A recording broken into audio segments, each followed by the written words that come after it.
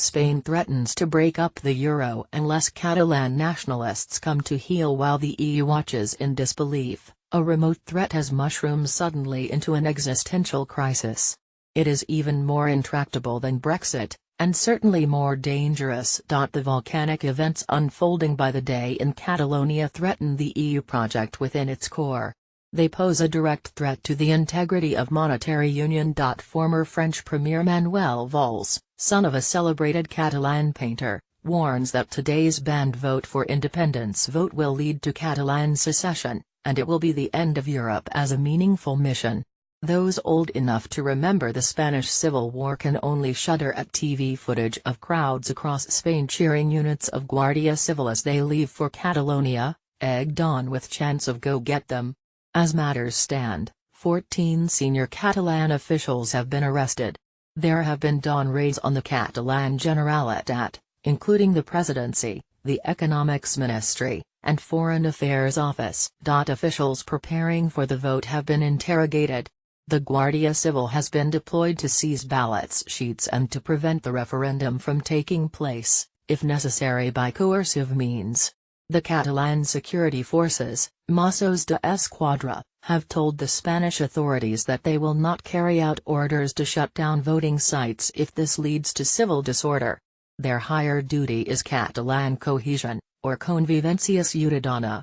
It is defiance, a little like the British Army's Cutrer Mutiny in March 1914. The government of Prime Minister Mariano Rajoy insists that the Guardia Civil is being sent to preserve the constitutional order and inviolable integrity of Spain. Catalonia's leaders call it fatally misguided repression that risks spinning out of control. "We will never forget what has happened. We will never forget this aggression, this prohibition of opinion," said Carles Puigdemont, the Catalan leader. The contrast with the Scottish referendum in 2014 is self-evident. Markets have yet react to this showdown even though the Spanish finance minister, Luis de Guindos, has openly warned that Catalonia will suffer a brutal pauperization if it presses ahead. He said the region would suffer a collapse in GDP of 25% to 30%, a doubling of unemployment, and a devaluation of up to 50% once it had been thrown out of the euro. This is a threat, not a prediction. Such a collapse would occur only if Spain chose to bring it about by making life hell for the Catalan state, by closing its economic borders, by using its veto in Brussels to ensure that Catalonia cannot rejoin the EU or remain in monetary union, and by blocking Catalan accession to global bodies such as the International Monetary Fund. The problem for Spain is that if it acted in such a fashion, it would bring a commensurate catastrophe upon itself. Catalonia is the richest and most dynamic region of Spain, along with the Basque Country, and makes up a fifth of the economy. Such circumstances would entail a partial breakup of the euro, reopening that Pandora's box. The status of Spain's sovereign debt would be unclear. Why would the Catalans uphold their share of these liabilities if subjected to a boycott? Markets would have to presume that the debts of the Rump Kingdom would no longer be 99% of GDP but more like 120%.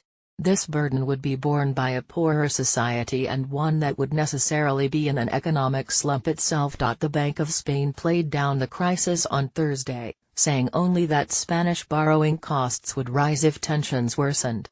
It would initially affect the sovereign risk rating, and afterwards spread through other interest rates, it said. It is not for foreigners to take sides in a historical dispute of such emotion, drenched in mythology, with the wounds of Franquismo and Las Jornadas de Mayo raw to this day. Catalan nationalists state the original sin to 1714 when Philip V abolished their institutions and imposed Castilian laws, and absolutism, by right of conquest.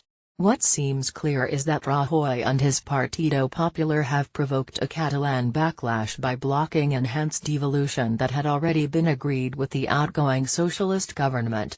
What the Catalans want is a settlement on the Basque model with their own budget and tax-raising powers. Rajoy then exploited the Eurozone banking crisis to try to break the power of the regions, forcing Catalonia to request a €5 billion, $21.7 billion, rescue even though it is a net contributor to the Spanish state.